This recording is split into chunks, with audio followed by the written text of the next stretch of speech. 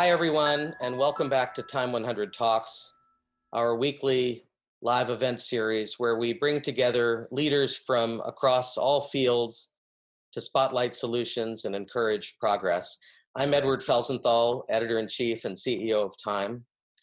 This series was created around the theme of finding hope, which is so difficult today after the killing of George Floyd in Minneapolis, whose memorial service we all saw earlier today. Titus Kaphar, the artist who did the cover of our magazine this week, put it this way in a piece he wrote to go with his painting. If Michael, Trayvon, Tamir, and George Floyd can be murdered and nothing changes, wouldn't it be foolish to remain hopeful? Must I accept that this is what it means to be Black in America? Today, we're going to talk about systemic racism, equality, police brutality, the search for justice, the struggle for justice. We'll discuss possible reforms and how they might be implemented in cities and states across the US. We'll spotlight leaders who are striving to turn this moment into long-lasting change. And we'll aim to come out of these conversations with ideas we can all take forward in our words and our actions. We'll be joined by Reverend William J. Barber, an icon of activism, who will talk about the moral leadership we need now. We also have with us Representative Val Demings of Florida, a former city police chief. She'll speak to the changes she believes American police forces must make. We have Darren Walker with us. Darren is the president of the Ford Foundation and a lifelong and powerful advocate for social justice. Advocates Jessica Byrd and Jess Morales Rocketto will share how to build movements with staying power. And we'll have a conversation with and performance by the great Andra Day. These talks were supported by, as much of our work around equality is, our partners at P&G. And I'd like to now let P&G's Chief Brand Officer, Mark Pritchard, share a few words. The scourge of racism is not new. It has plagued our country for 400 years. Words and feelings are not enough, especially given the trauma, fear, and grief experienced daily by Black Americans. Now is the time for us all to step up for equality, justice, and action. That's what TIME100 Talks are all about. And that's what P&G is all about. To listen, learn, and act for an equal, just, and better world. We'll begin today's event with music, which has so much power in moments like these to speak to us. I'm so pleased that we're joined by the Grammy Award nominated singer, songwriter, actor, and activist, Andra Day. Andra will perform her song, Make Your Troubles Go Away.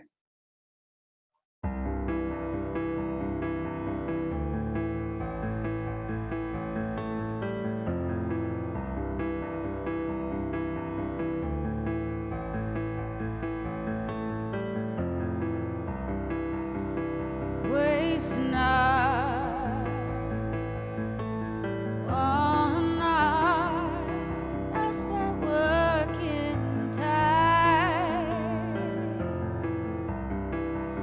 'Cause I want more of you, even when I'm at your side. I wish I could take your pain, but I can help you stand. I try to bring a soothing rain to every song and dance, but staying out all night won't make your troubles go away. Crying, starting a fight won't make your troubles go away. You've been looking for the quick fix, and it's leaving you helpless.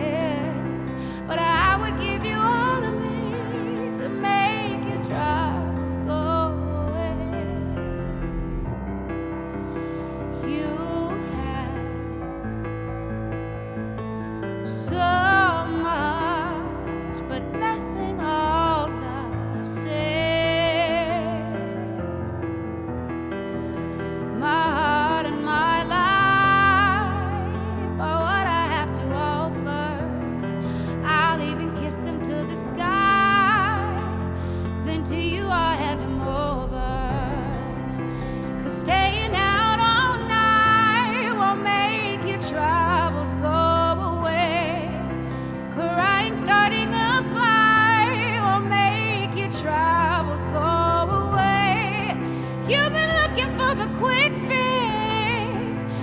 it's leaving you helpless. But I would give you all of me to make your troubles go away. You don't have to hide from me. I've seen the gruesome scenery, but I still have my hands out. I'll only give you everything.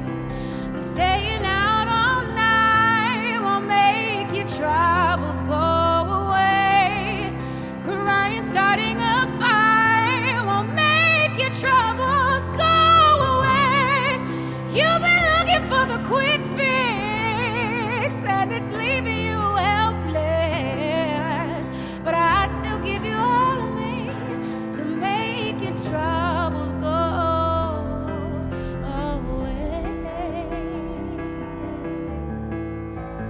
Make your troubles go away.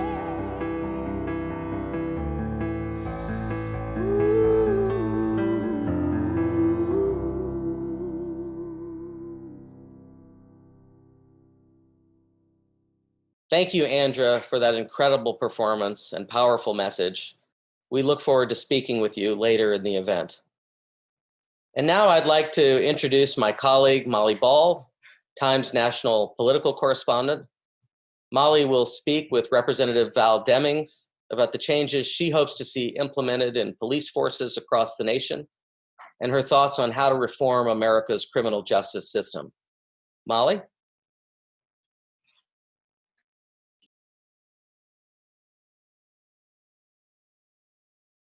Thank you, Edward. I am Molly Ball. I am so pleased to be joined today by Congresswoman Val Demings, the representative for Florida's 10th District and former Orlando Police Chief. Congresswoman Demings, thank you so much for being here. Molly, it's great to be with you. Thank you. So where are you coming to us from today? I am in the district in Orlando, Florida, and it's good to be home. Let's start with these protests that are continuing across the United States. You recently wrote an op-ed in the Washington Post addressed to your former colleagues in law enforcement. Your message to them was, "What the hell are you doing?" How about to the protesters? As a former police chief, what is your message to them? Well, Molly, we certainly know what the protesters are doing. If we look at the history of this country since the founding, whether it was the women's movement or the civil rights movement, voting rights, marriage equality, the voices of the people have always been a major part of much needed change. Certainly as a 27-year law enforcement officer, you know, my message to the American people is the torch has been passed to a new generation, and we're seeing people continue to engage in helping all of us do better. What is your assessment of the way that law enforcement has been responding to the protests? You know, what I have been very pleased to see were police chiefs, other law enforcement officers marching lockstep with the demonstrators. We've seen those images. We've also seen police officers taking a knee, if you will, in support of the demonstrators. Law enforcement is there to provide protection and to make sure that lawful demonstrators are able to exercise their First Amendment right without any harm. Now, we know that, unfortunately, as we always see, there are persons who have no intentions on engaging in lawful demonstrations. They come to steal or to destroy property or burn down buildings. So the police has a tough job to do right now, balancing the safety of the citizens, but also trying to respond to those who are not engaged in the lawful protest. But what law enforcement always has to remember is that if you are an enforcer of the law, then certainly you have got to follow the law. And at the same time, there have been some images for me as a former law enforcement officer, as a member of Congress, and as a citizen that have been disturbing. And the bottom line is everybody, whether police or not, needs to be held accountable and should be held accountable. If you were still the police chief, would you be out there taking a knee with the protesters today? I'm sure I would be there. Let me tell you, building a relationship with the community in which we serve has got to be a top priority. I used to say all the time to the men and women at OPD was that, look, spend every free minute, which I know are limited though, that you can getting out of your patrol cars and building relationships. Talk to our citizens just about what's going on in their lives and what they'd like to see from law enforcement. Talk to the children and get to know the children in the community. Find out how they're doing in school. You know, we started a youth mentoring program called Operation Positive Direction, where we paired police officers along with children, and they were the mentors for children who came from at-risk communities. And so building the relationship and look, enforcing the laws, of course, but also getting to know the community in which you serve and building those relationships that will pay major dividends during tough and difficult times. What other kinds of reforms do you think could improve relations between police and communities and prevent more situations like the killing of George Floyd? Well, you got to be proactive. You got to work every day to engage in community-oriented policing type of activities. Because remember, the police are the community and the community is the police. We cannot talk about the two as if they are not the same. And so we have to work together to continue to build the relationship, to build stronger and safer and more effective communities. But what I would like to see is, I know we have approximately 18,000 law enforcement agencies in our country. But how do we affect change? We affect change one agency at a time. I'm delighted to see that America is demonstrating this is not just a Black issue. This is an American issue, evident by the diversity that we're seeing from the demonstrators. But I would like to see each law enforcement agency look at its policies, hiring standards, training that they receive, look at de-escalation training. So you'll never have to go hands-on in the first place. You can calm the situation down with your verbal skills. Look at use of force training. Look at officers who train other police officers, because we really need to have the brightest and the best officers as trainers, because remember, they are setting the informal standard for what's acceptable and unacceptable on police departments. Also, the Congressional Black Caucus, we're involved in several initiatives. There are several pieces of legislation that are being proposed. But remember, the Congressional Black Caucus has been involved in racial injustice and criminal justice reform since their inception in the 1970s. And also, when we look at COVID-19, this public health pandemic, it's also put a bright spotlight on the inequities in healthcare. We know that the overwhelming number of people who have died as a result of COVID-19 were Black and brown people. And so we need to continue to look at injustices in all areas, whether it's healthcare, police misconduct, in education or housing, but we also need to look at legislation and come together and see how we can change things for the better. Also, the Judiciary Committee, which I am a member, is having a hearing next week to look at racial injustice and law enforcement. And so I'm looking forward to participating in that. Look, we have a long way to go. We've come so far in this country. I will not deny that, but we still have such a long way to go, evident by what we saw happen to Mr. Floyd and other cases that certainly need to be looked at. You mentioned there's some legislation, some pieces of legislation out there. What specifically would you like to see Congress do? Well, you know, there are multiple pieces of legislation that are being proposed. And when we come together next week, we are going to look at those and make sure that we come out with legislation that is the most meaningful. But what I would like to see from the federal level initially is to have an office coming out of the Department of Justice of police standards and training, where we can look at look at best practices around the nation and develop some best practicing practices as they pertain to hiring standards and training and use of force and even discipline.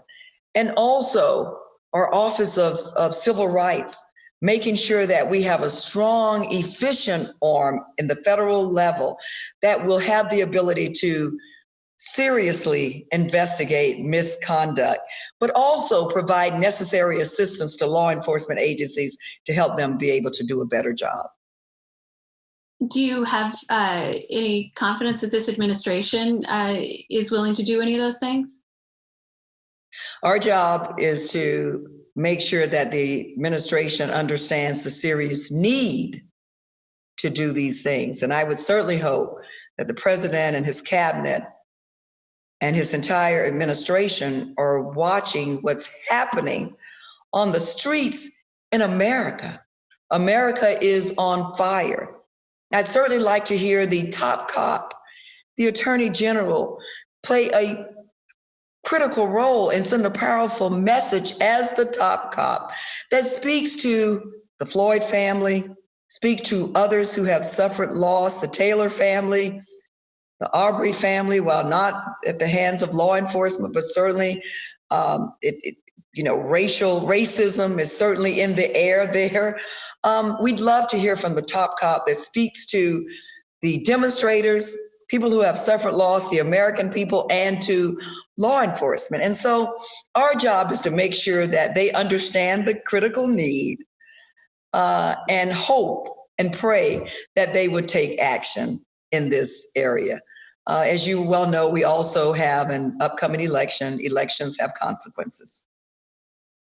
Speaking of the Attorney General, what is your reaction to the reports that he was the one who ordered the protesters cleared so that the president could have his picture taken at the church on Monday? Molly, I almost have no words really for that. As someone, as I said, who served a full career in law enforcement, someone who worked with some of the brightest and best and most courageous men and women that America has to offer. Look, we were not perfect, but when you understand the job and you understand how important the job is and what law enforcement should mean to America, we're the guardian angels who bring peace and calm to situations. For the top cop, top law enforcement official in our nation to take the actions, to order the actions that he did against peaceful demonstrators so the president could have a photo op, which resulted in nothing concrete, no message to the American people, no message that console the demonstrators or the families who suffered loss, or even the law enforcement officers who are out there all hands on deck, who I'm sure are suffering from fatigue and other things by now, just like the demonstrators are. No message that was meaningful. The Attorney General has to do better. We all have to do better. The president has repeatedly called for military intervention in the protests. Do you think that's a good idea? I do not think that is a good idea, and it just further demonstrates to me that the president of the United States just doesn't get it. You know what I said earlier about the police and the community? The police are the community. They are as much a part of the community as your local grocery store, your pizzeria, your school, your church, or your synagogue. Community is the police, have to see themselves as one unit. I remember whenever we were having some tough situations in Orlando, I would always call on members of the community to sit down and talk to them to get their help and their advice and recommendations for solving some of the toughest problems in our community. To hear the President of the United States believe that military force is the answer against the citizens that he represents just demonstrates to me he just does not understand America. He doesn't understand policing. He doesn't understand the communities in which they serve. He doesn't understand the American people or the American way. That's not the American way. The defense secretary also has he has said he doesn't believe that the military needs to call in, but he's also referred to a battlefield that needs to be dominated. Do you think he ought to apologize or even resign for those comments? Apologies, and I can't.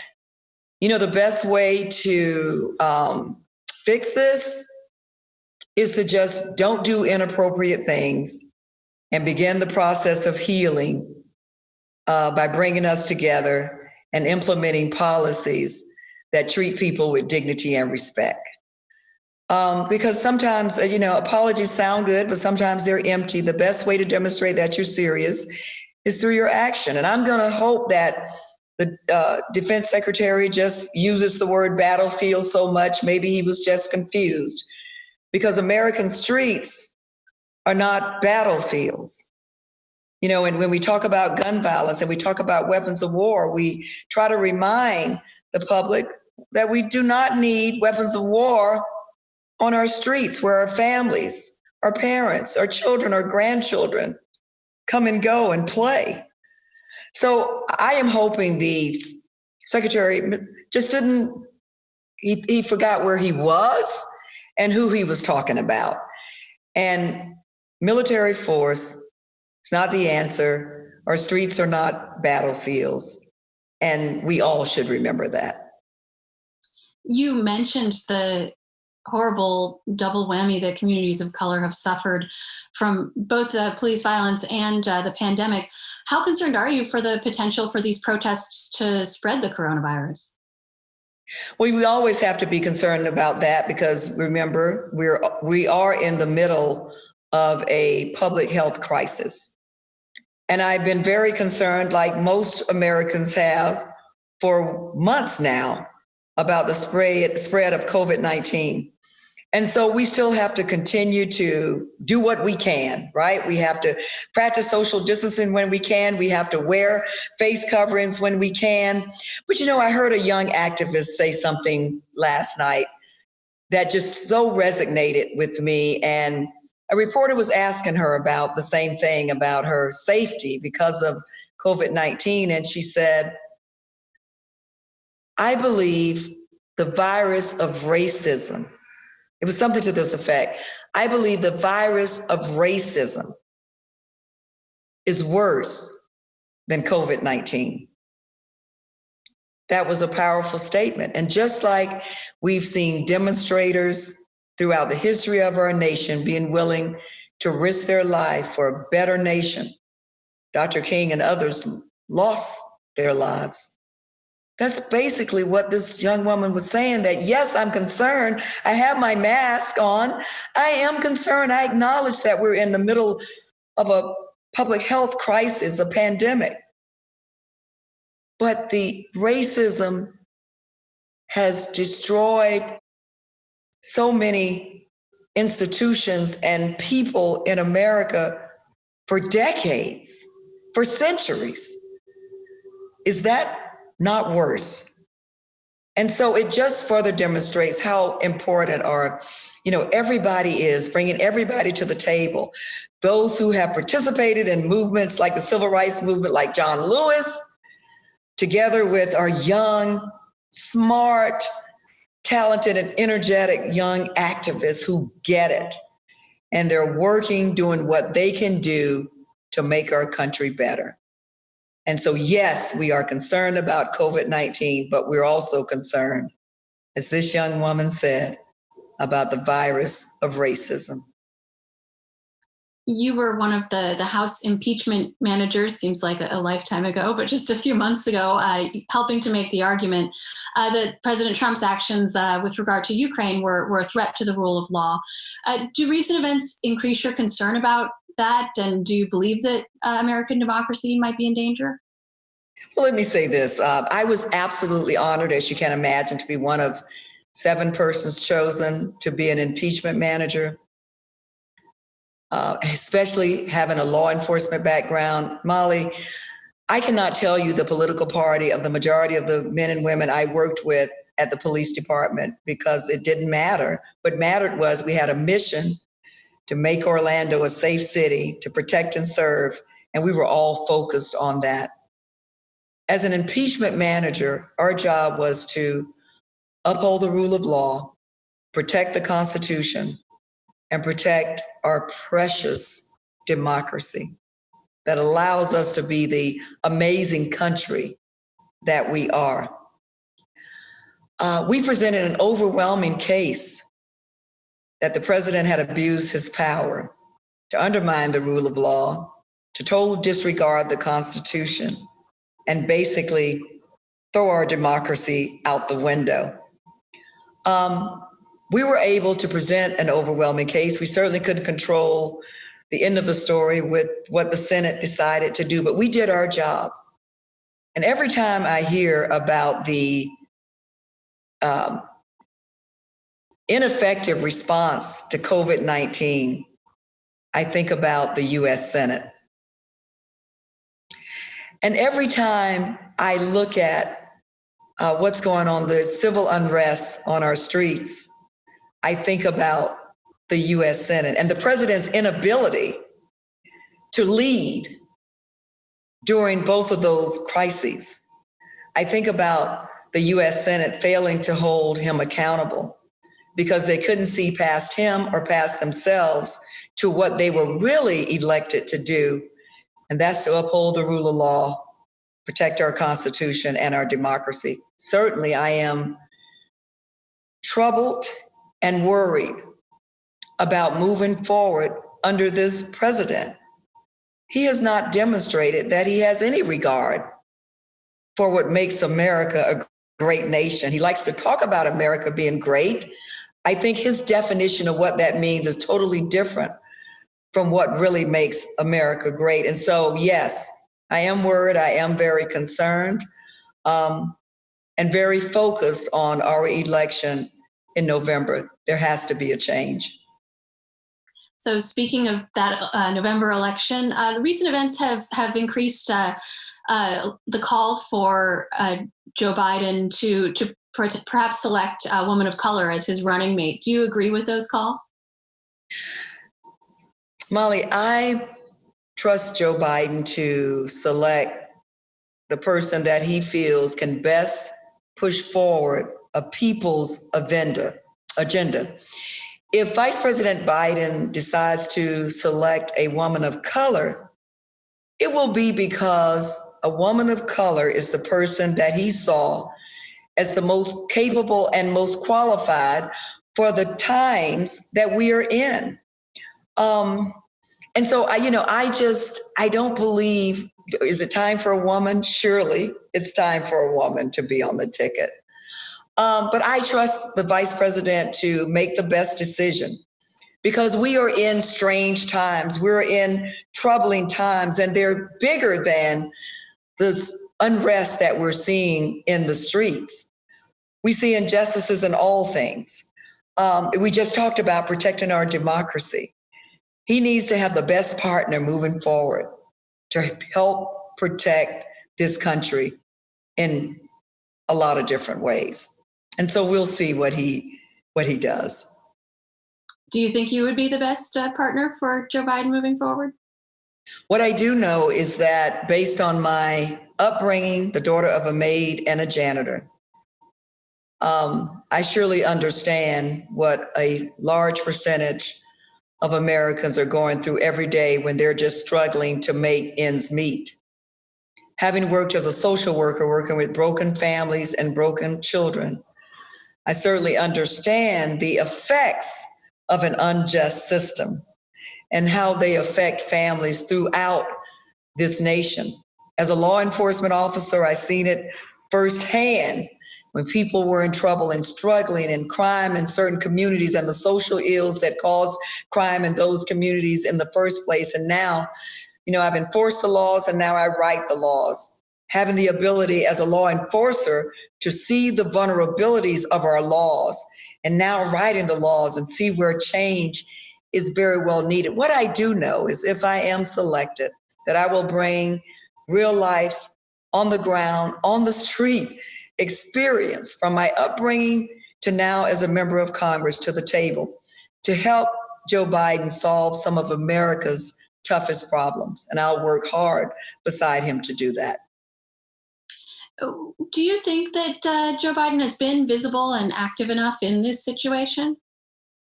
I really think he has. I mean, we've already talked about we're in the middle of a public health crisis. And just like we're having this interview here today, I would much rather be face to face and us sitting down, across from each other having this conversation. We cannot do that because we're being responsible. So we're doing it virtually. And Joe Biden has certainly given some extremely powerful messages to the American people, whether it was COVID-19 or police misconduct and what our future really should look like. And so he's taken the opportunity to use the tools that he has available in a very responsible way to provide much needed leadership, because we certainly don't have it coming out of the White House. He is certainly not the president of the United States, but in the absence of leadership, good people rise. And so he's certainly been visible through virtually, and we've heard the messages that America so desperately need to hear right now. And you know why we have every faith and confidence in him? My husband likes to say the best indicator of future performance is to look at past performance. We've seen Joe Biden deal with tough issues before. Many of them, what we're dealing with now at the very core. We expect that he will continue to be true to his word and do the same thing again to bring us out of the wilderness, because I really feel like that's where we are right now. Yeah, as you mentioned, it's such a dark moment right now, filled with so much pain and anguish. Is there anything that gives you hope right now? There is. And America was founded on hopes and dreams, right? Not what we were, but what we could be. And we're continuing to strive for that more perfect union. Those words could not be better said, because we see that it's an ever-ending process to get where, a never-ending process to get where we need to be. But I do believe that out of the ashes, good things can rise. And I have hope when I look at the demonstrators. When I see Black, whites, Hispanics, Asians, men, women, all there together. As I said earlier, this is not just a Black issue. They get it, that this is an American issue. And everybody's affected. When we see unjust behavior or unjust practices, everybody is affected by that. What Dr. King said is what affects one directly affects all of us indirectly. And so I do feel hopeful because of what I'm seeing every day. And while, of course I'm concerned about those who would prefer to come out and break the law, the good always outweighs the bad. And I do believe good always wins. And I'm so proud of the demonstrators that I've seen and the diversity among the ranks. Well, we're going to have to leave it there. Congresswoman Val Demings, thank you so much for being with us today. Thank you so much. Take care. In just a moment, we'll be joined by my colleague, Time national correspondent Charlotte Alter. She'll be speaking with Jessica Byrd, the founder of 3 Point Strategies, and Jess Morales Rocketto, the civic engagement director of the National Domestic Workers Alliance and executive director of Care in Action. They'll be having a conversation about making a movement. Coming right up.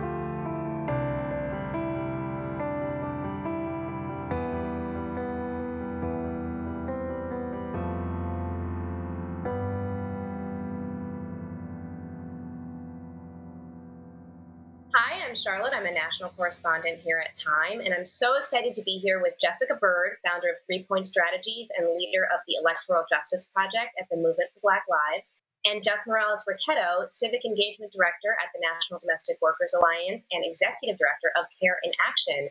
Jess and Jessica, thank you so much for being here today. You both are two of the most impactful and just like the greatest leaders of some of the major activist movements that we've been seeing in over the last 5-7 years.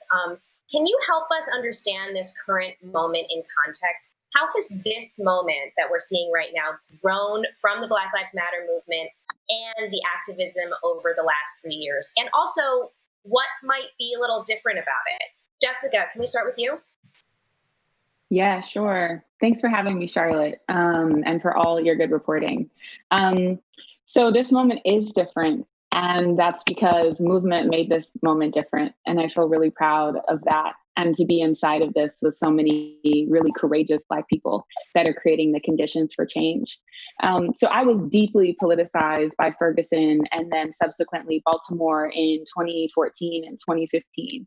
And after spending over a decade in electoral politics, I started to really ask myself, was I contributing to Black movement in the highest way possible? And was I doing electoral work unapologetically? And the answer at the time was no. And the last 6 years, really, I have embedded deeply in the movement for Black lives to not only ensure that we have a connected and growing ecosystem of Black organizations and leaders, but to also ensure that we're using every single tactic at our disposal. The tactic that I'm most connected to is electoral politics and working on campaigns and thinking about the ballot box as just one place that we can get that change. But another clear place is direct action and civil disobedience. And really, we can't do either one of them without it. And so what we're seeing now is that the incredible uprisings of 2014, 2015, keeping our foot on the gas these last years, but also really growing a connected ecosystem has really meant that the uprising that we're experiencing now is even more connected, more deeply focused on the demands, and I believe that we'll win. Jess, how do you think this moment compares to some of the other activism that we've seen in the Trump era, particularly around women's rights and immigrant rights? How does this moment fit in? Yeah, I mean, in some ways, I think it is on a continuum. You know, I remember at the beginning of 2017 when people would talk about the Women's March, like, is this a moment or a movement? And then what we have seen is really sustained protest that has existed throughout the Trump administration around a variety of issues. But what I think is different about even this moment in the movement for Black lives and the protest that is happening is that we're seeing a lot of people who have never been engaged before being on the streets. And we're also, and that's exciting. It means that there are new people coming forward. And as author and activist Charlene Carruthers, our friend, said, you know, you want new people all the time. You want new folks to fortify the movement. So that's great for us. We're like, welcome to the newcomers. Like, we are so happy to have you. You are right on time. At the same time, I think what we're seeing in this rebellion is very different because of both people's anger in the face of the pandemic and the kind of like, you know, I just think literally cooped upness that people have had being locked down in their houses, but also infiltration from outside agitators, from police who are taking action against protesters, I think, in ways that are different and quite escalated even from in 2014 during Ferguson, which is quite different. And what you also have is a president in the White House who is an avowed white supremacist who is inciting this violence. And I think that that's something that's really important, because when you have someone at the very top saying that they support use of excessive force, that they support racial division and want to exacerbate existing racial divisions for their political agenda, that is very different than a group of concerned citizens who are fighting to keep and preserve the way of life in their in their small town in Ferguson, Missouri, and just literally protesting not to be murdered by the state. So, I think that like it is both very much in the vein of Women's March and Families Belong Together, and then it's also something that's like entirely different, in part because of the president's treatment of Black people. So on that note of sort of people who may be newly energized and newly activated by the killing of George Floyd, obviously, as you've said, every movement needs to have new people and needs to bring new people into the fold. At the same time, there are ways to be a good ally and ways to be a bad ally. Jessica, can you outline some mistakes that allies, particularly white allies, might be making, and also what you think the movement needs from allies, in particular from white allies? Sure. So I'll take this in a couple of chunks. One is not only welcome, but if you are looking for a local political home, I hope that you go to the movement for m4bl.org and join us in not only building inside of our ecosystem, but meeting the demands where you are and getting the capacity, connection, and support that Movement for Black Lives can provide. So we're in this interesting moment where the last 3.5 years across multiracial movements, people have been trying to figure out where they get in, both in being co-conspirators and getting out of the way. And in many ways, what I often say is that our 21st century movements are built off the blueprint of the history of Black uprising and protests across the country. And that many people, in fact, should be looking to Black leaders at all times to follow not only our lead, but to learn with us, from the front lines. Right now, what I'm noticing is that people want to tell not only Black people how to feel, but about how to protest. They are not necessarily looking between the lines and lifting up the demands of local people and serving local organizations by sending resources and just cutting the check, but instead are spending a lot of time focused on rioting or stolen property or harmed property or inconvenience, the inability because of a curfew to not be able to order Grubhub at a certain time. That in no way is the side of history that I would believe that anybody who has even thought about, read about, considered where they would be in a civil rights movement that is dependent on disobedience. It's dependent on being uncomfortable. Do we actually think that cracking structural white supremacy would mean that we wouldn't all feel uncomfortable at all times, and in particular, Black people? And so I call on everyone to think about the intersectionality that folks like to retweet and to talk about, but actually exist to name the violence that is perpetuated on people who live at the margins.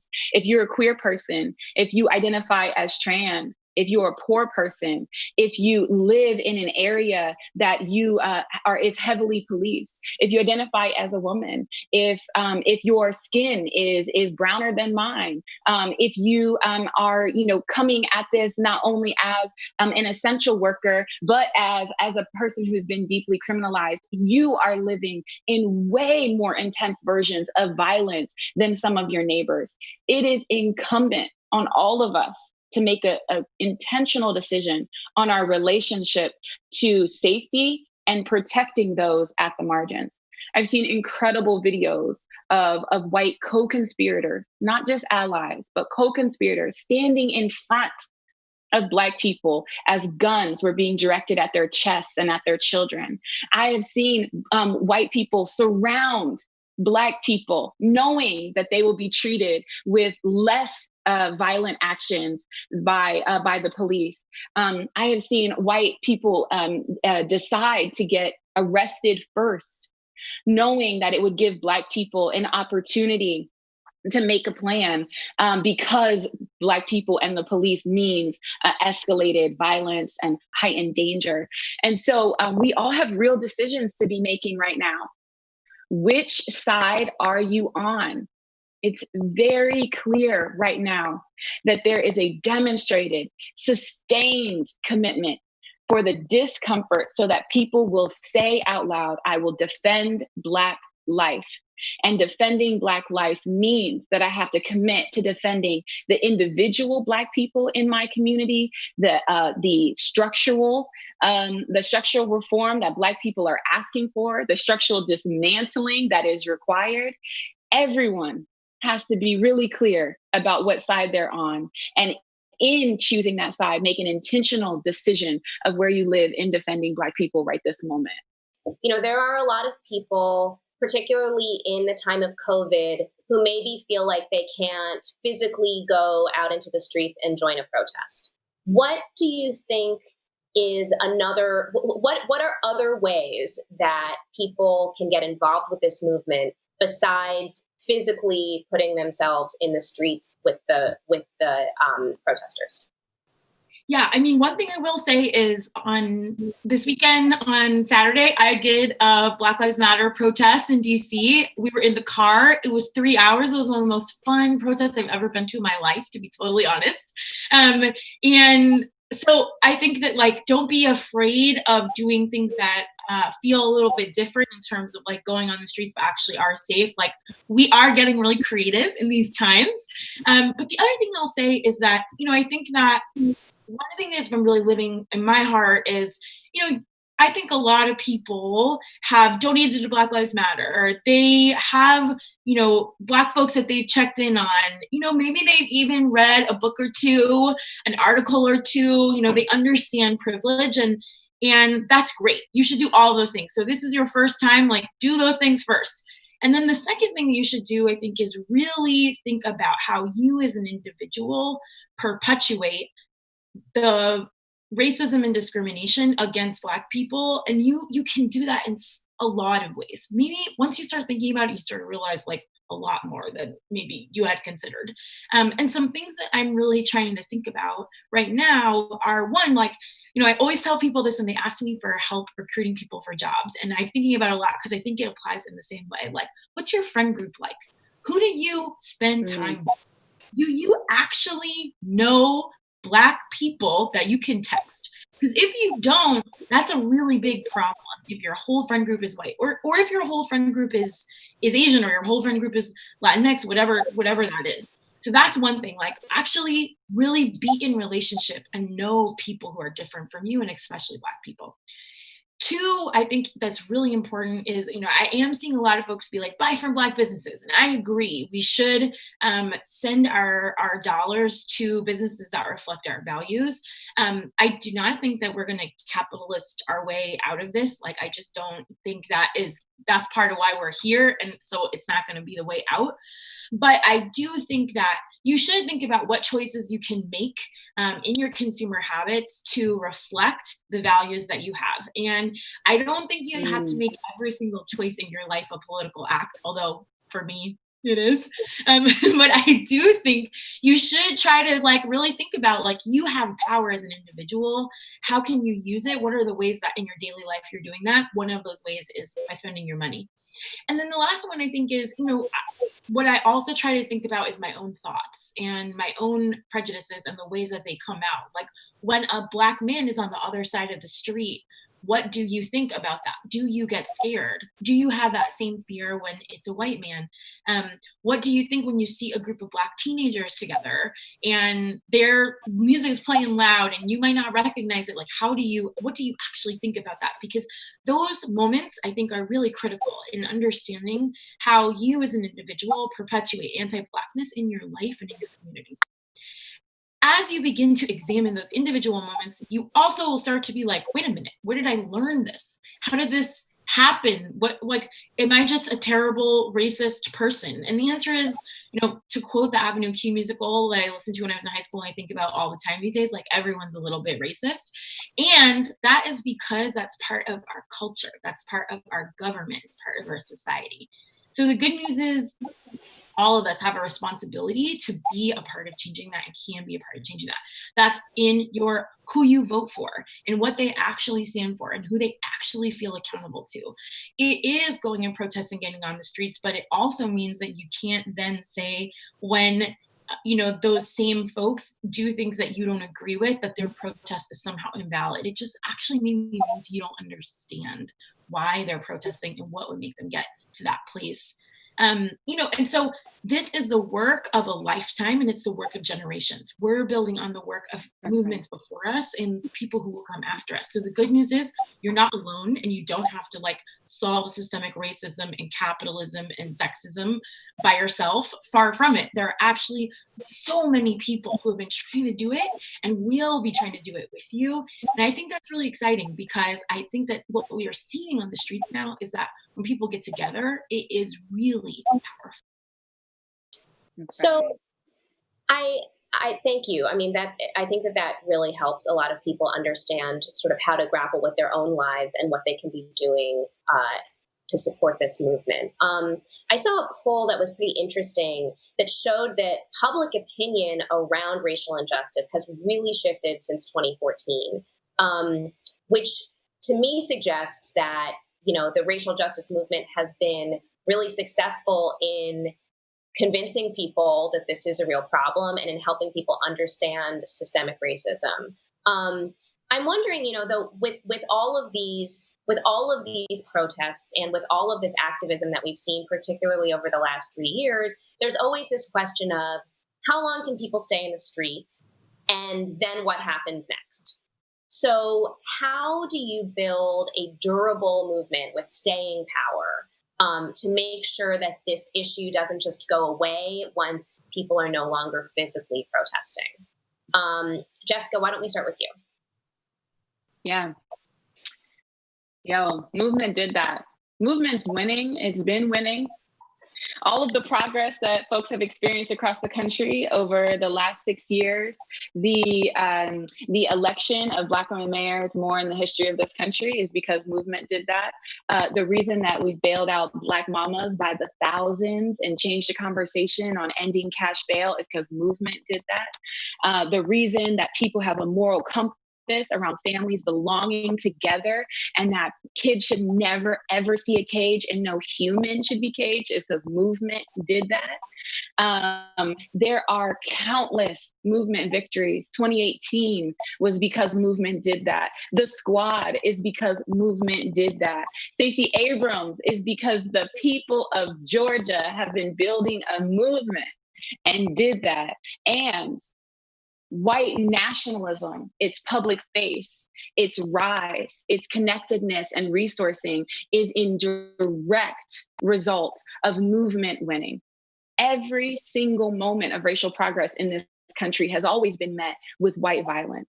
If folks are a student of history, as Jess named as your first job, as you work to becoming politicized and undoing all of the bias that this country provides structurally and implicitly in its culture, is that you know that after Reconstruction and the Emancipation Proclamation, the KKK was formed and the slave patrols easily, seemingly transitioned into what we know now as the police.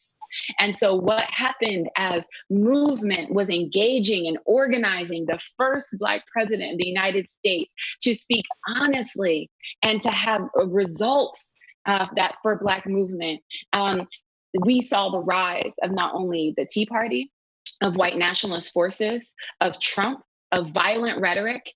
And now we see the result of movement winning is that white men and the power that they have earned in this country for just waking up in the morning is mad as hell. And they are willing to do anything to protect that power. And that one of the things that I feel like is a mandate for this moment, as individually in orgs and politically, is to say, then what are we willing to protect? What are we willing to fight for? If they are willing to go out in the streets with armed rifles, shooting up churches, of finding ways to terrify and scare us into submission, then what are we willing to do to fight back? And oftentimes the question of, well, what's next happens when people are being the most courageous in the street, And what I want to say to everyone asking that is, we've been building. We invite you to join us. If you go to m4bl.org, you can find a list of demands. You can make a commitment to defending Black life. You can write a check to any one of your local organizations to bail out the protesters who are being violently treated right now. After 2014, there became this call for body cameras across the country, for light police reform that came in the form of trainings and making sure that bad apples were ousted. In those last 6 years, as people have been building, experimenting, gathering data, we've determined that that is no longer enough. None of the police right now who are kidnapping protesters in DC, shooting people with rubber bullets, in many other places have their body cameras on. Right now, our demand is to defund the police, to take your hard-earned taxpayer dollars, redistribute it to the Black life that wants to thrive in this country. We can do that by taking that money that is being so violently used against citizens, and we can engage in community safety protocols. We can give to local economic programs. We can ensure that folks have the healthcare that they need to stay alive, that they can protect themselves by building incredible, thriving neighborhoods and communities. That actually is the safety that Black people want, is to know that they live in a place that loves them and that will fight for them and protect them. And what I can say now is that protest is one of the most powerful and important tactics for change. And what you should assume this summer and in November is that we are going to get back in the ring with Trump. We're going to win. And then we're going to have demands for a new administration. We're going to make demands for who the attorney general will be. We'll have demands for the first 100 days. And even more than that, locally, where we've already been building, new mayors, city council members who are committed to defunding the police will be elected. We will have legislation that names that Black people deserve to live a meaningful, full life with the public policy that they need. And from here on out, we will never again settle for less than that. And so for anyone who feels like this isn't enough, you're right. But we need all tactics moving on cylinders for Black people right now. So wherever you fit, whether you're in the streets, whether you're going to city council meetings, whether you're using your vote, your voice, your money, your morality, building community and places of safety for Black people, we need everybody moving on all cylinders to defend Black life.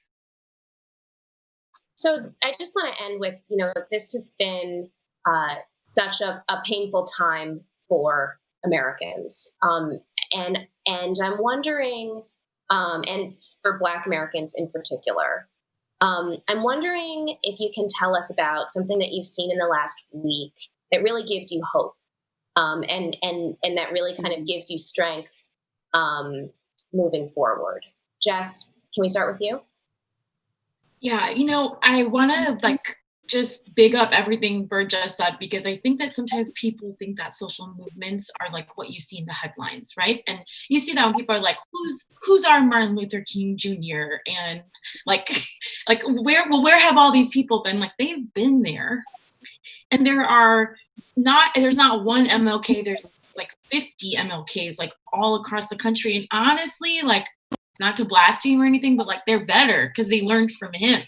And the reason I say that is because I think that people feel like these moments are the only thing that happens, but actually underneath this moment that seems spontaneous, it's not spontaneous, is all this hard work and love. I'm totally gonna cry. This is because this is about the love of our communities and the love that we have for this country and for the people in it. And I get so emotional about that because I can't imagine anything more beautiful than an expression of people who love something so much that they are willing to tear it down and recreate it again. And they believe deeply that every single person in this country has a role in that and has a meaningful way to contribute to that. And so like that, keeps me hopeful all the time. I get this question all the time, like, you work on family separation and racial inequality, and like, how do you keep going? And the answer is that we're trying to build a new America that is beautiful and inclusive and equal. So like, of course we are hopeful, because every single day we're fighting for that. What else is there? Yeah. Jessica, what about you? I just think that Black people are so gorgeous in their righteousness and their resilience. They are gorgeous when their fists are in the air. They're gorgeous when they're mad. They're gorgeous when they're sad. They're gorgeous when they don't have all the perfect talking points. I just think that Black people are incredible. And if anything of the last week has shown you anything but our ability to stay in our dignity, our power, and to keep our eye on our North Star that we've always said, which is that we want to be alive. We want to take care of our families. We want to live in a country that respects us, that we've given everything to. We want to avenge the suffering of our ancestors, earn the respect of future generations, and be willing to be transformed in the service of the work. That's the mandate for Black people in this time, as we've heard from one of our Harriet Tubmans, Mary Hooks. I feel it every day. I see it in the faces of the Black people I'm organizing with and in the Black people that we're fighting for. I see it in the faces of my partner, who is doing a lot of care work right now, even though she's also being negatively affected by this moment. And I just think that Black people are gorgeous. Well, Jessica Byrd and Jess Morales Rocketto, thank you so much for joining us. I know this is such a busy time for you, so thank you for taking time out of your day to do this. Thank you. Thank you. Thank you, Charlotte. Thank you, Charlotte, Jessica Byrd, and Jess Morales Rocketto for that important conversation. There's so much we can take away from and learn from the leadership of the next generation, and we all need to be looking for ways to empower them.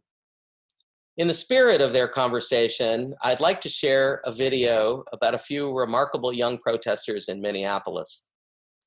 We've all seen the powerful images of graduates joining the rallies in their caps and gowns. We spoke with 3 of them about what motivated them to join in the rallies and what messages they want us to take away. My original graduation date was set for May 2nd. They postponed it because of COVID-19.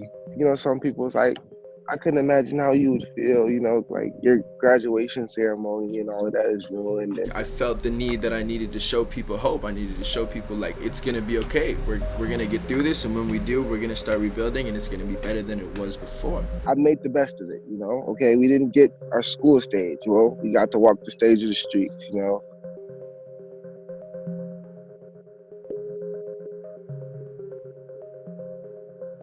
My friend Gus took this picture. The energy in the area, I could feel how just sad it was and how devastated people were. This was my first time protesting. It was our graduation day, and the ceremony was that day. So as we were walking down marching, we were listening to the ceremony on our cell phones, watching our names come across the screen as we were walking. It just felt like some type of graduation. It was a lot of congratulations. There was probably, I want to say, maybe 100 people there protesting peacefully. Everyone there started clapping. I could feel the energy change immediately from being sad and just distraught to hopeful. This is our future right here. This is someone who can change. And then going up to the National Guard, I asked if I could stand in front of them and take a picture with them. And they smiled and they said yes. Graduation could be like, you know, a basic thing for some people, you know, a standard thing. But like when you facing the odds that I face and my friends face, it's like that was a real big step for us. It really hurts when it's like they don't care. They didn't care that they were aiming the guns at us, that they put fear into our hearts. Prosecutors say Officer Derek Chauvin had his knee on George Floyd's neck for 8 minutes and 46 seconds. It was very hard to watch. So many feelings of anger and frustration, and I told myself, you know, I'm going to watch this one time and one time only. And then I was talking to my mom about it and she hadn't seen it. So I watched it with her, and it was even harder watching it the second time. I know that she was thinking like that could have been me. We're thinking about getting more people out, going toe to toe with the police force, and really showing them that like this isn't okay to hop out and aim your guns at kids of the future. I'm actually trying to organize another protest with more seniors. There's this tension of like, do I go out there and risk my life, to COVID-19, but not only to getting a disease, but also possibly being, shot with a rubber bullet. I would like for this rioting to stop, but stop the right way, not because the rioting was shut down by the National Guard and the police, but because Black people were found justice. We've got justice. I just keep asking myself, when I look back on this 20 years from now, 30 years from now, and I'm telling my kids, during about this time, where did I stand in this? What was my role in all this? And I want to be able to tell them, that I was doing something.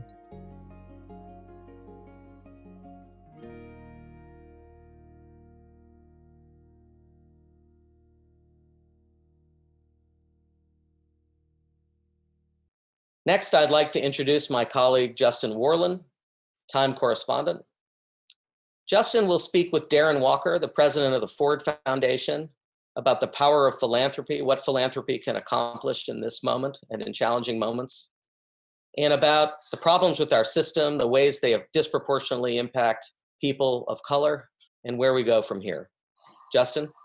Thank you so much, Edward. I'm very pleased to be here with Darren Walker.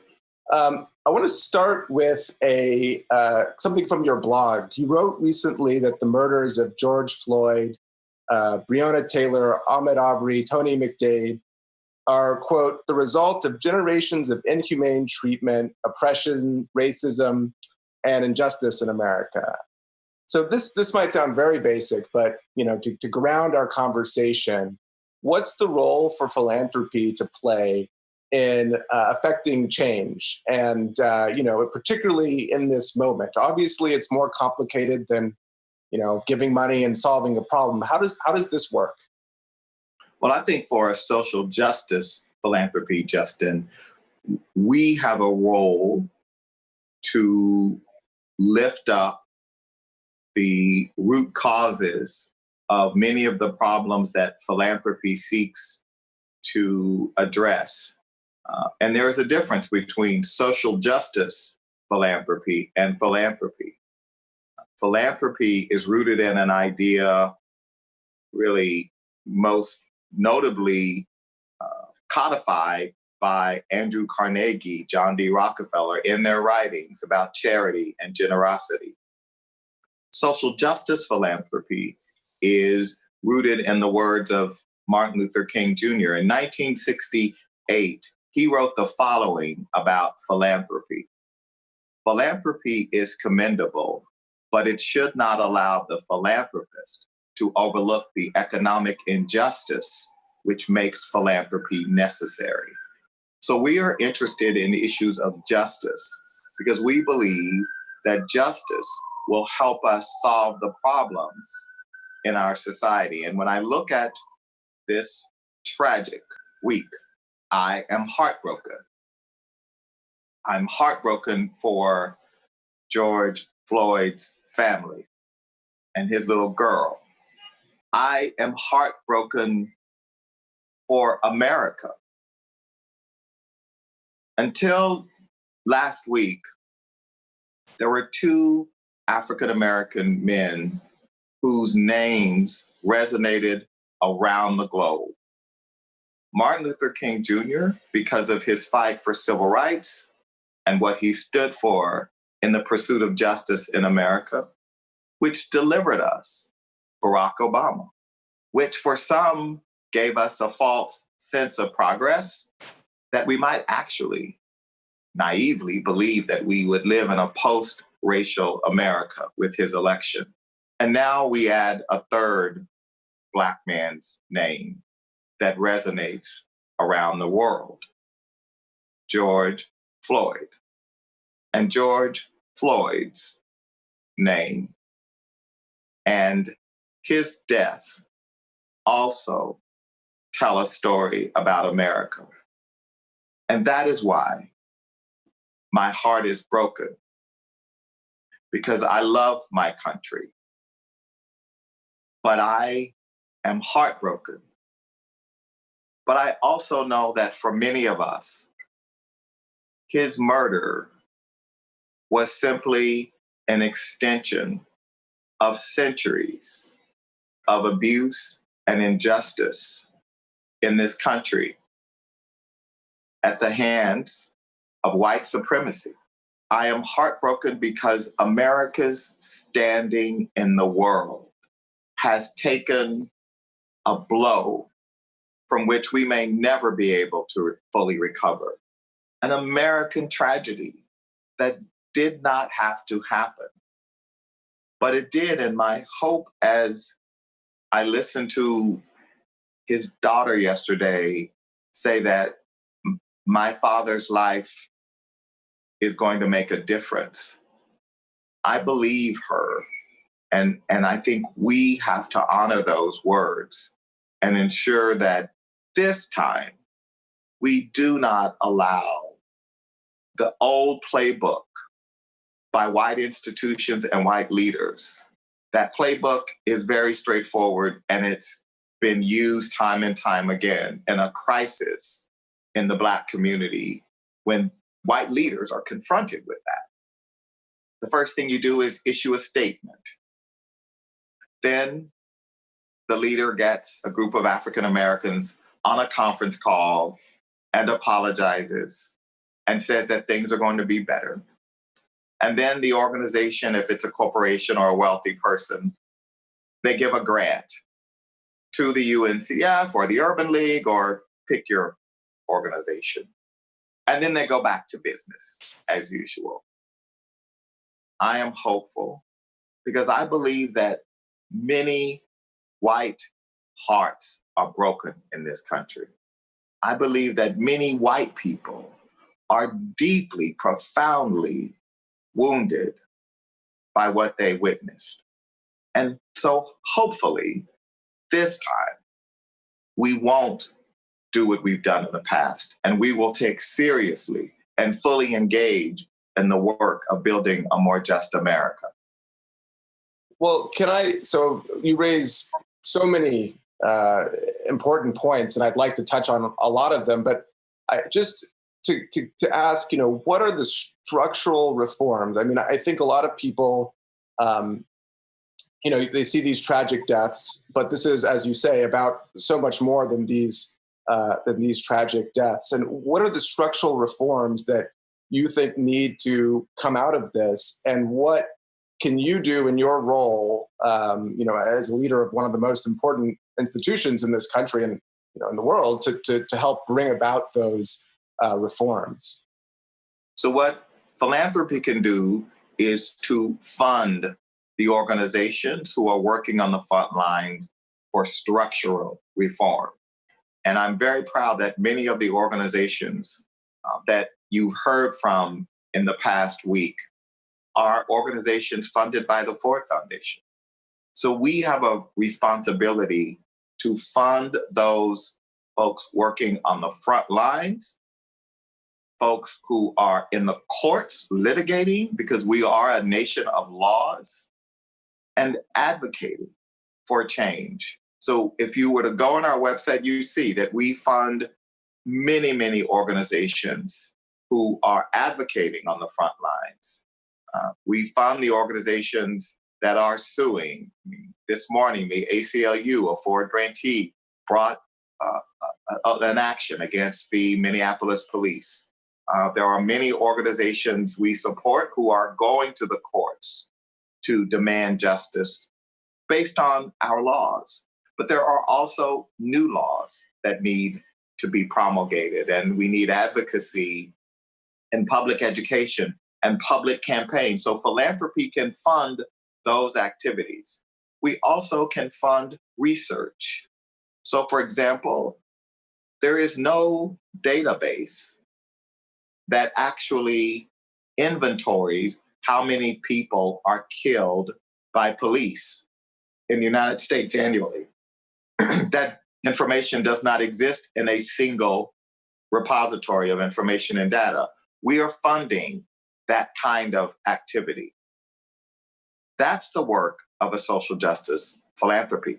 What needs to change is not only our policy for justice and rights, we also have to change our economic policy, because a fundamental challenge here is that capitalism in its current form is not working for too many of us.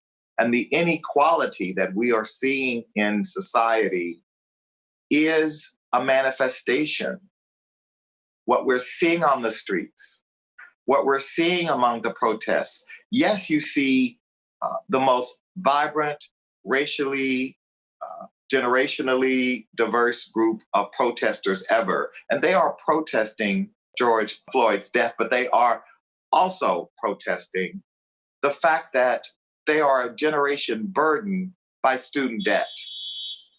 They are a generation that can't possibly think about purchasing a home, and that they are ensnared in this system of capitalism that has benefited people like me with assets, who have savings, who have financial security.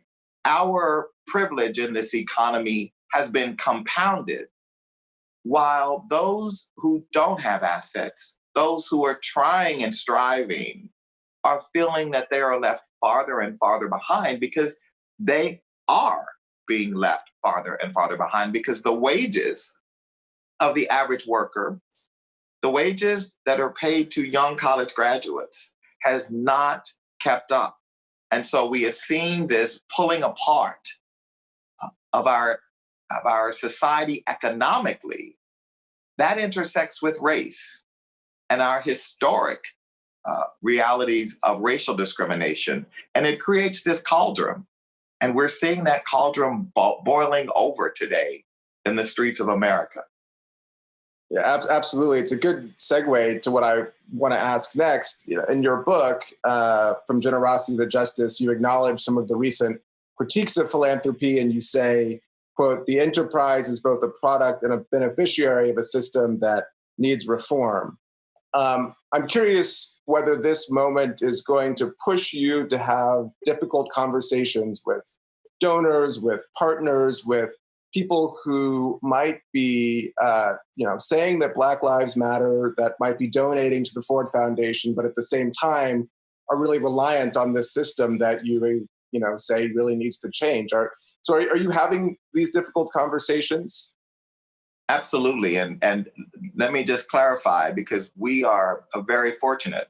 The Ford Foundation does not raise donations. We have a $13 billion endowment that is the residual trust of Henry Ford's original gift. So that gives us some security, Justin. So we are not worried that we're going to offend a donor.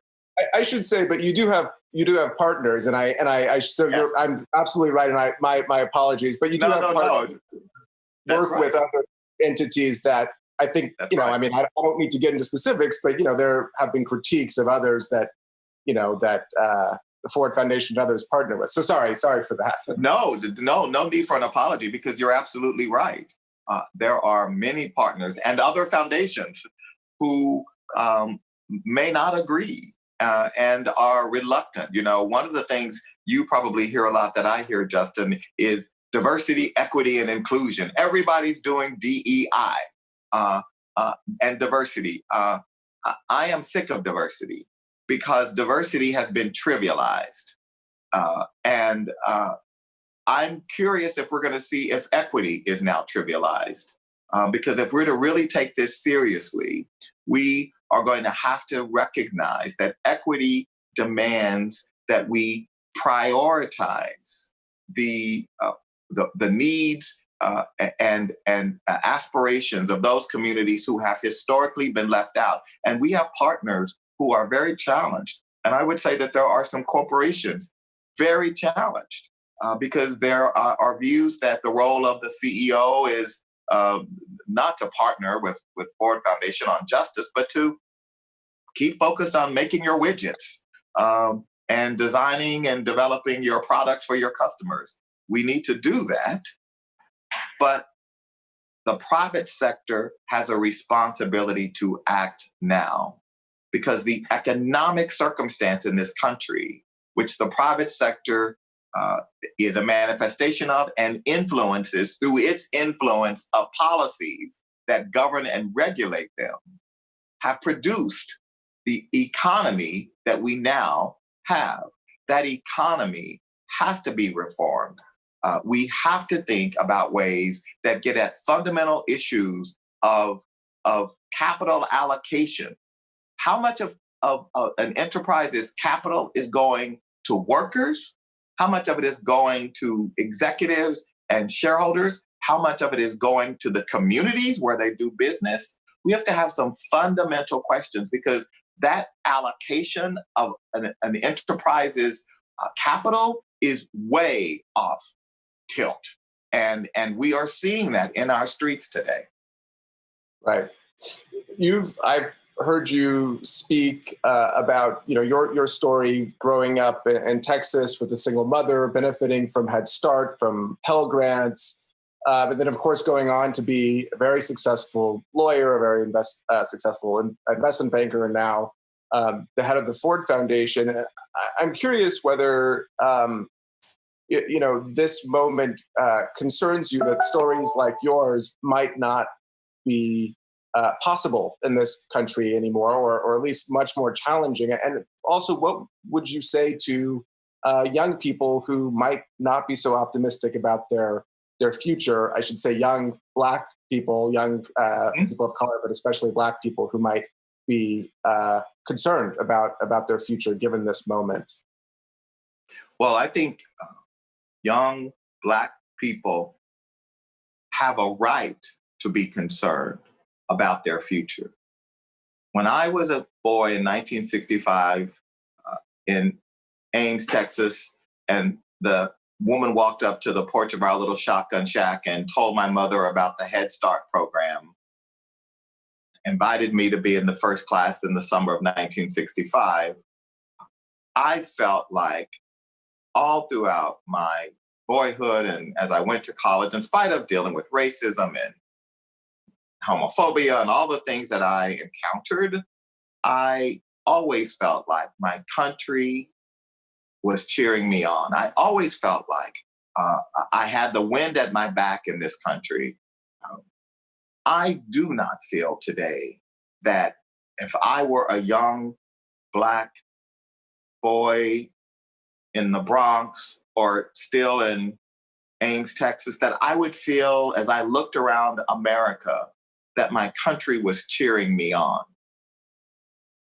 I never thought about the cost of college being a barrier to higher education. I went to good public schools. I never thought about the barriers that young people today have to think about. I certainly was aware that I couldn't engage in any infractions. I mean, I remember once when my very privileged white suite mate in college, who literally grew marijuana in his room, he said something like his parents were coming and he needed to move his pot plants to the other room. And I said, you can't put that in my room, because if that is in my room and I am actually, it will be a different outcome for me than it would be if that is in your room. And so, and because I was so sensitized to what would be my reality as a young, low-income Black student relative to his privileged trust fund, grow pot in your room, sort of expectation of what the system would be like if he got caught. So we are all, as Black folks in this country, I think, sensitized to our reality. And I think young people today are cynical about their prospects. And so we must intervene to demonstrate that they should not be cynical, that there is a thing called opportunity in America still yet, and that we've got work to do to have it for them. Absolutely. Thank you so much for your time. Very much appreciate. I could ask you questions for hours, but we're running out of time. So thank you so much. Thank you, Justin. It's been a great pleasure. In a moment, we'll be joined by Katie Couric as part of her Time Report series. She's speaking with Reverend William J. Barber II. They'll be talking about moral leadership and whether this moment is an opportunity to set us on a better trajectory for moral leadership. Who said that?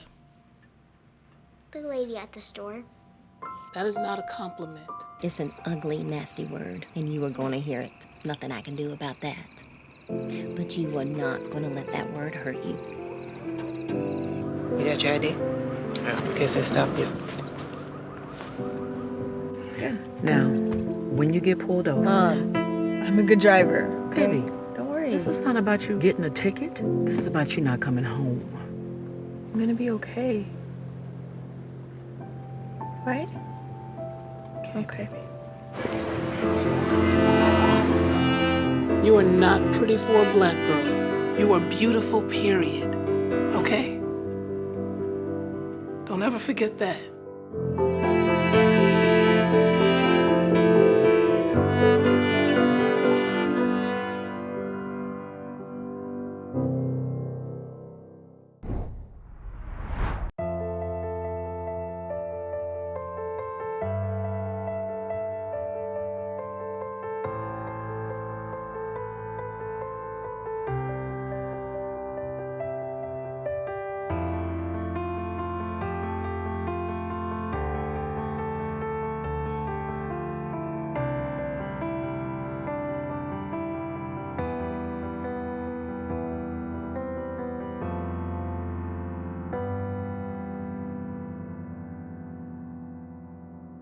What we've seen was only about George. It is about George, but George touched something deeply the way he died.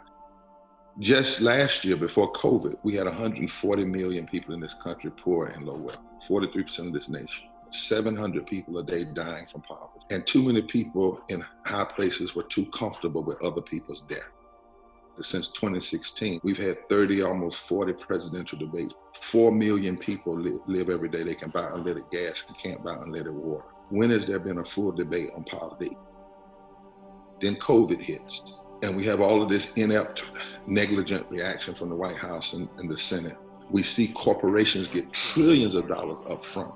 In the midst of a pandemic, we don't address healthcare. In the midst of a pandemic, we don't provide living wages. In the midst of a pandemic, we don't guarantee sick leave. In the midst of a pandemic, we don't deal with adequate unemployment. Oh, but we did something. We did something. We're applauding ourselves, too many of us, for doing it.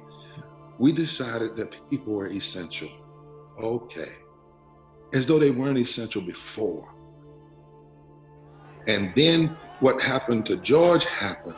And black and white and brown, all people, when he said, I can't breathe, it was as though people took up that and said, I know, I can't either, we're dying too. Just like that cop had his knee on the neck of George, all these policy needs are on top of us.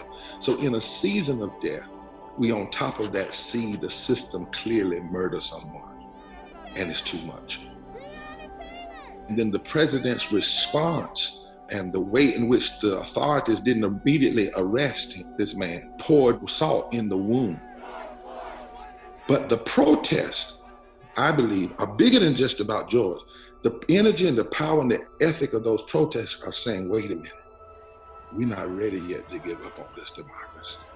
That's what you see in the street. It's the democracy trying to breathe and refusing to allow the policies of injustice to crush and suffocate our reality. Reverend Barber, so many things have come together. Poverty, joblessness, the pandemic, police brutality, racial injustice, all these things that you've talked about. Now that people are awake, what is the path forward? Well, number one, let's hope that we're fully awake, because there's still some people that want to deal with this as though racism is a spectacle. And if you just fix what happens in Minneapolis, you just arrest these people and charge them, then that's all we need to do. When in fact, Even George's life is the antithesis of that. He was an essential worker, he needed money, he needed health care. So we have to be careful in this moment that we do not see all of this energy and just say once to get arrest in Minnesota and maybe conviction, and that's fine. We have to see this moment as a time for fundamental shifting. We must not just deal with who did this, but what. What made that cop think he could do that to George is still a part and parcel of our society where too many people think they can use their power to crush people, right? Rather than lift people. So we must make sure this moment is not wasted. That's the way forward. Number two, we must decide that there are 5 interlocking injustices: systemic racism, ecological devastation, poverty, the war economy, and militarization of our communities, and the false moral narrative of religious nationalism. And we must understand these interlocking injustices require a moral fusion, intersectional response. People of all different races and creeds and color that say, we're not just gonna see these issues in silos. The hope lies in us facing these issues, using this moment, and we're gonna have to face it because we will have a depression. There's no way around that, but you do not have to die there. There's a way out, there's a policy way out, and that's why our campaign, what we're saying to people, we must change the narrative. And what I mean by changing the narrative is we gotta put a face on this. We got to put a face on those 140 million people and those 700 people dying a day. That's what George was, a face. But we got to put a face on the other problems. And then we have to build power.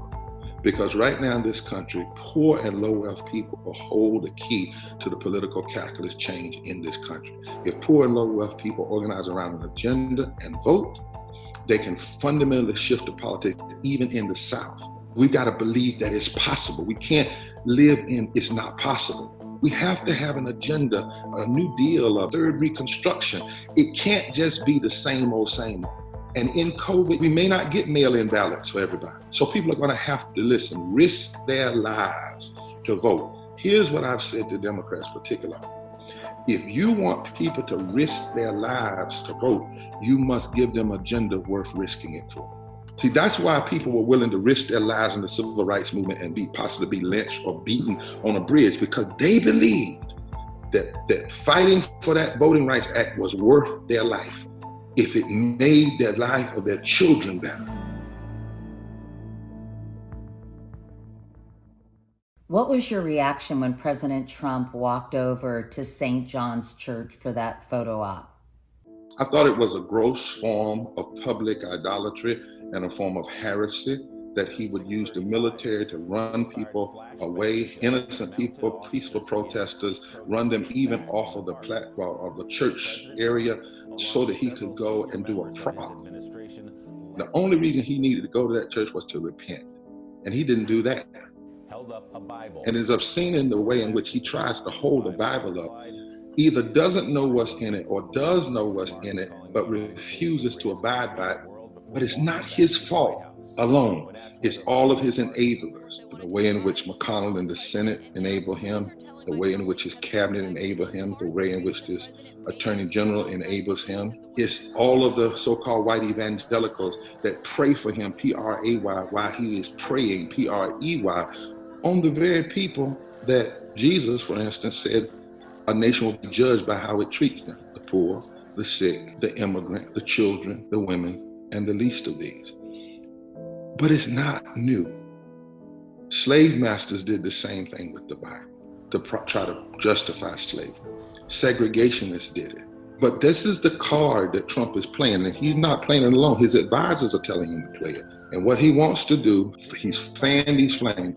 When the looting starts, the shooting starts. He wants to run on this false notion of law and order. He wants us not to pay attention on all his failures. He wants us to focus on what he calls hoodlums and the thugs, when in fact of the matter is, his presidency has been one of the most thuggish in history.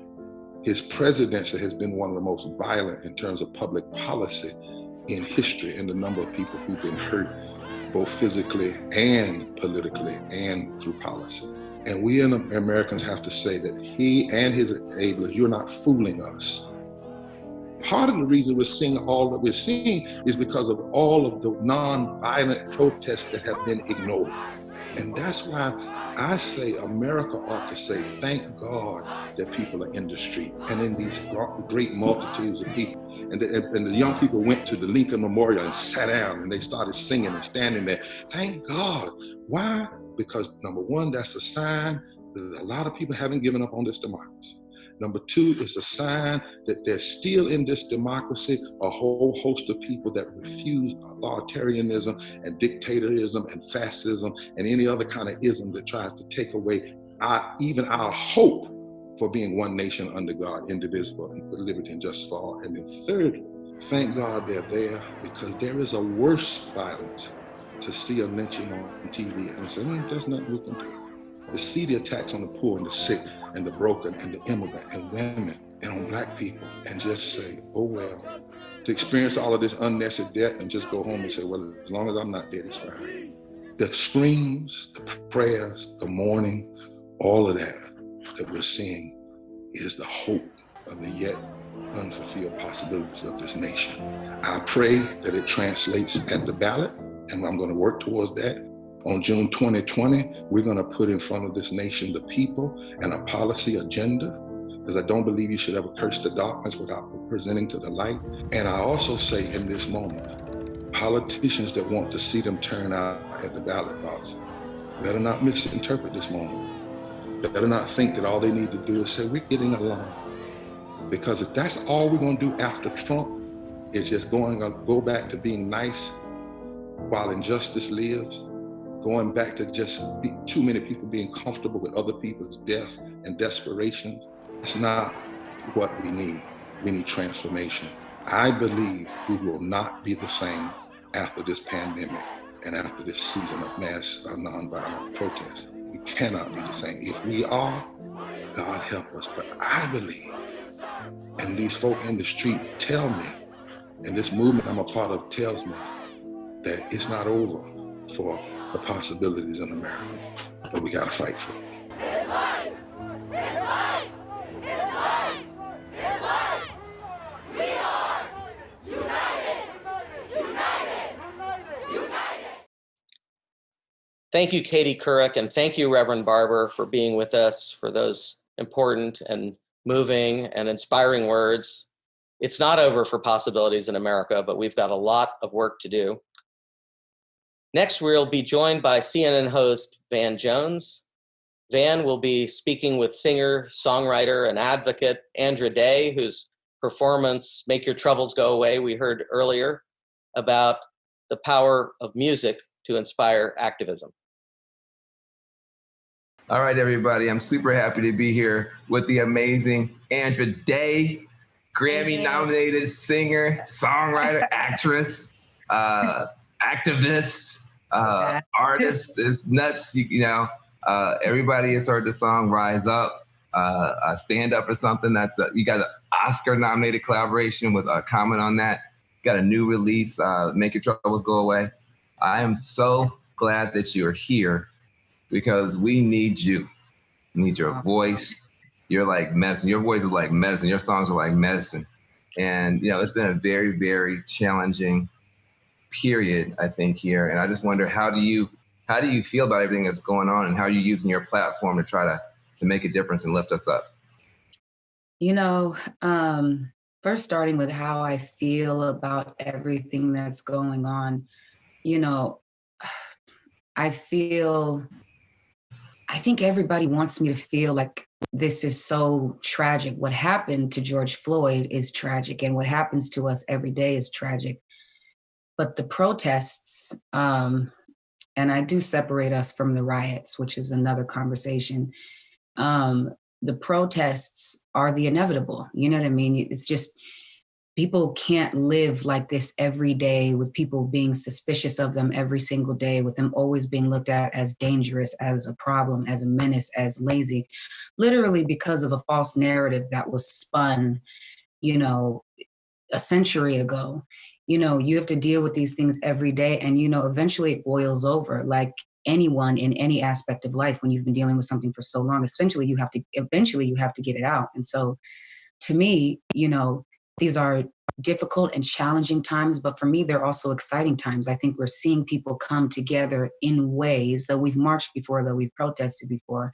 I think we're seeing people come together and speak about certain things, you know, in ways that are unprecedented, that we haven't seen before, you know, and I think, you know, I have this on me right now, but I think a part of it is, it can be a blessing, but I think a part of it is also these things, the fact that we can actually record and see these things on video. We know as a community they've been happening, you know, and it doesn't take that much to go look at, you know, documents, FBI documents from the past to see that, you know, we've had people infiltrating our protests and our movements for, you know, a generation already, but we couldn't record them. And now we can, you know, and so to me, you know, yes, it is a lot, but it's also really promising, honestly. And if that's the right thing to say or not, I don't really know, but to me, it feels like we're. I mean, look, you know, tell your truth. I mean, I do think that, you know, the way that our movements are sometimes targeted, infiltrated,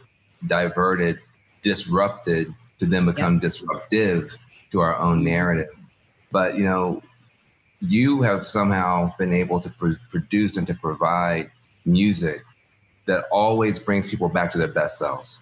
I mean, you know, you create anthems. I mean, they ain't songs. You know, talk about that. You know, where do you go? How do you find in yourself this beauty that you're able to share with the world? I mean, what's that process? Because the world is rough, and but your music is really is medicine. Thank you. First of all, I appreciate that. Thank you. But I mean, you know, it's a pretty simple answer. I think people sometimes want it to be more complex than it is. But to me, my unction to do that really comes from my faith. You know, I just feel like I've just been blessed with so much, you know, from family to a community, you know, that loves and that supports me. And, you know, I don't know, it just doesn't, I can't, sometimes I want to, you know what I mean? Sometimes I want to just not think about it and turn my mind off. But it's like, as soon as I try to do that, it's like something festering and it, you know, you can't turn a blind eye. I go through it, and I don't want my kids growing up in a world where they feel like every time they're in a room with white people or that they have to prove that they're worthy to be there, that they have to make sure that people don't feel like they're dangerous or be suspicious of them. So, I mean, I make it because people need encouragement, you know what I mean? And they need hope. And I think we forget, like, you know, sometimes we can discount art as just like, as sort of a fringe thing. But the reality is, like, you know, it started revolutions in other countries. You know what I'm saying? I read about this band that I love called Tina Rewen from Mali, you know what I mean? And their music started a revolution in that country. And so I think we forget how powerful and how important it is to inspire people. And I always take it back to this scripture that I read one time where it was the prophet Elijah there was a village, I guess the waters were sick. I'm probably not quoting it exactly right, but, you know, check my homework.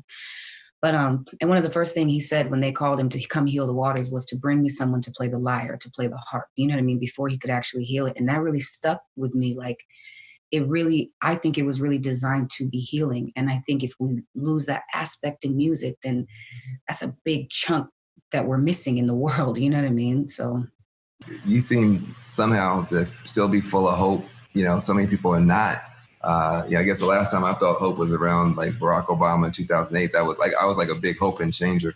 You got a chance to perform at the White House for Obama. You got a chance to sing at the 2016 Democratic Convention. How do you see the 2020 election? Do you feel the same sense of hope you did in 2008? Do you feel more discouraged? I mean, it's a different time now. How do you feel about it? Yeah. It's definitely a different time. In a lot of ways, I see us. Listen, I stay hopeful because I have to. You know what I'm saying? Like, and I think hope and being encouraged, I always think of like peace and joy that surpass understanding and circumstance. You know what I mean? Like, I gotta be hopeful, even if the landscape doesn't give me anything to be hopeful for. You know what I'm saying? That you have to just like, you know, and sometimes the hope just comes from us, you know what I mean? Or internally, it's like, all right, well, I can still hope because, you know, the micro affects the macro. I can make a difference in my family, with my friends, in my community, at the strangers that I encounter, you have that power too. And it's a cell network, you know what I mean? And the more that we do that, then the more we'll start to see it impact the macro. And I feel like that for me is also a thing that allows me to maintain hope and to sustain hope. You know what I mean? Because it's like I think we get so discouraged with the big picture. We see who's in office. We see this really violent and racially charged rhetoric. It's intentional, these things. And so I feel like you can feel drowned in that. I tell people it's like being in a room screaming for help. You're locked in this room, but everybody else is telling everyone on the outside that you're somewhere else and you're okay. You know, so I think we can forget how much power we have as individuals when we're in the midst of something that feels so big and feels so overwhelming. And so, you know, my faith gives me hope, the power that we have as individuals. When I see us coming together as a community, we have hope. You know, you talked about that cell network, that, you know, and the micro affecting the macro. You know, allyship now, I think, is really on the table. I think for a lot of white folks, well-intentioned. Yeah. Even if anti-racism was on their list of stuff that they cared about, it was like number 17, number 12, maybe number 4, you know. That big a deal. We're far removed from slavery now, you know. Exactly. Yeah, exactly. Like, you know, I tell people all the time, I'm a 9th generation American, and I'm the first person in my family born with all my rights. So it wasn't that long ago. I was born in 68. So I'm a 9th generation American, first one in my family born with all my rights. And so, but now I think that you probably have 20, 30, 50 million white Americans who would say, look, I would have to put this near the top of my list. What can I do? Blah, blah, blah, blah, blah. In your industry in particular, Black women catch it. I mean, you know, so much talent, so much creativity, and also so much resistance and so much. Go there, huh, man? What? I say you gonna go there, huh, man? Oh, I'm gonna go there. I will go there, 100%. I got Andra Day on my thing. Shoot, make them edit it. but talk. But what would you want now for people who say, okay, now I'm beginning to get it. Racism is real. This is terrible. What kind of allyship do you think would be helpful and useful to people who are in your industry and who are in your world? What would be good for folks to think about doing and not doing? Doing and not doing. You know, I think, first of all, yes, allyship is of supreme importance. And I saw something that Chris Cuomo said the other day where he was talking about if we are the majority, then the responsibility is truly on us to make the change in our own communities, in our own dialogue, in our own. And so I think one of the very first things that they can start to do is really question why they think the things that they do. Because I think people forget that, you know, racism, systemic racism, and, you know, institutionalized racism, racial injustice and oppression is a network. It's a network of things happening at the same time in order to make you think the way you think, for me to think the way I think. Otherwise, it doesn't work. You know what I mean? You can't only control the thoughts of the people being oppressed. You have to control the thoughts of the oppressor, whether they're aware of it or not. So I think one of the first things they can do is really start to question and undo some of the things they think about people of color in this nation, about Black people in this nation. You know, why are you so quick to believe that when during a riot or during protest, when you see Black people running out of a store, they're looting, but when you see a white person doing it, maybe they're an employee there? Like, why do you have such an ingrained mistrust of us? I think that's an important part of it as well. And I also think, you know, to understand, instead of just looking at, you know, what's on the news and what's being reported about what's happening in some of our neighborhoods, and something that, you know, understand the root of these things. When people don't have, when they've been oppressed, when they've been suppressed is really the better way to say it. You get desperate. You know what I mean? You're just, when you're trying to survive, you get desperate. And oftentimes they have no frame of reference for that. You know what I mean? And so I think that, you know, I think it has to be a holistic approach. You know, they have to affect the elections as well, too. They have to be able to say, one of the things I was talking about the other day was like having a desire for change is different than having a commitment to change. Are you willing to go to your election and vote for someone you wouldn't typically vote for because they align with racial justice and equality in this country? Are you willing to have a conversation about changing the national anthem? That third voice in the national anthem is problematic for us and for a lot of people, and that's foundational.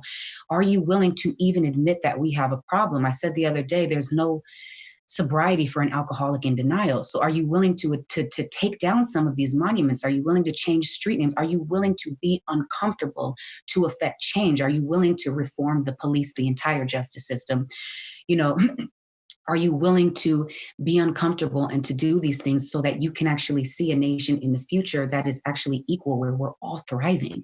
When we're divided, we know we fall, you know what I mean? And so I think the willingness to be uncomfortable, the willingness to affect elections and to affect the dialogue and the narrative is super important during this time, you know, and not just standing out there marching, but actually, you know, having these conversations in your community and making these changes, like I said, on the micro level. And that's, for me, it's to do things similar to what we're doing in our communities, you know. Well, listen, we could talk for a very long time, and I hope that we'll be able to talk many, many more times as we go through this process. You know, as a country, I mean, I think we are at a tipping point. And if we can't get it right after this, where you're talking about somebody who was literally, that was basically a lynching. I mean, that's what a lynching is. You take somebody's life in broad daylight in front of the whole community and terrify and discourage and humiliate a whole people. If that's allowed to stand in 2020, I don't know where we are. And also, what are we supposed to tell our kids? Because, you know, he wasn't running, he wasn't talking back, he didn't have a weapon on him, and he still was murdered. So if there's no response this time, I don't know. But I think there can be a response. And I think it can be a powerful and positive response. And art and music is going to sustain us through. I want to thank you so much for reaching so deep into those roots and bringing forth the medicine that we need.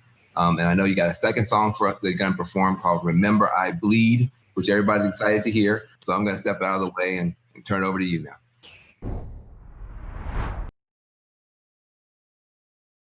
These are the days, and these are the times. There's no waiting anymore, 'cause it is all around. We all know what we're looking for. We all have so much to say. We all hope we get it right. Unspoken prayers all sound the same. Remember I bleed. Remember I bleed. Remember I need. Remember my beat. Let it breathe, let it breathe, let it breathe, let it breathe. Let him breathe, let him breathe. Yeah. Yeah. Let him breathe, let him breathe. Remember I bleed. And now the choir starts, and he just plays. Don't turn and look away, 'cause it's hard to see their face. And I might not have my money right, I might not have had no accolades,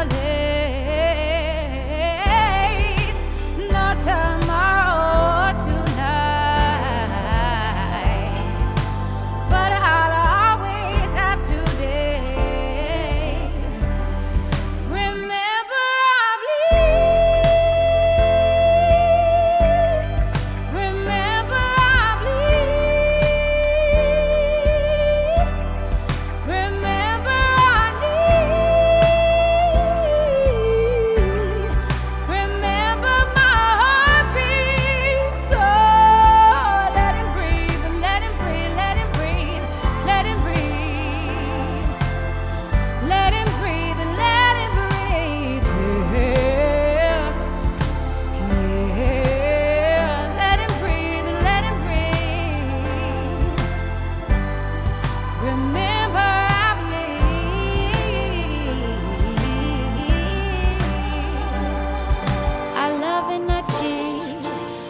smoke and I dream. I want and I need, I cry and I bleed.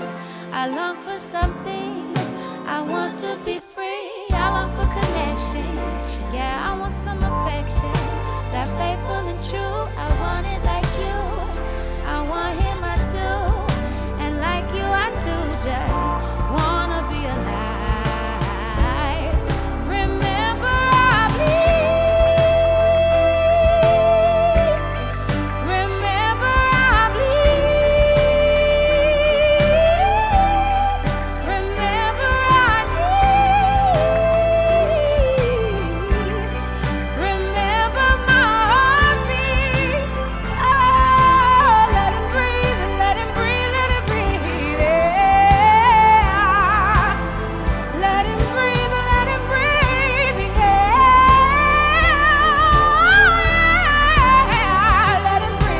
Let him breathe and let him breathe.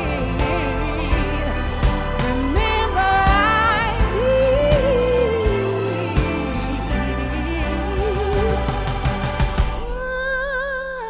Oh, no. Remember I bleed. We might disagree,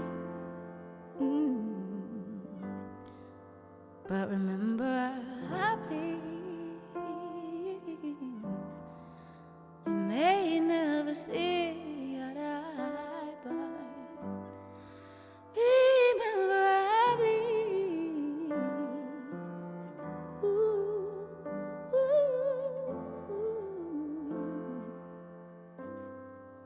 remember I bleed.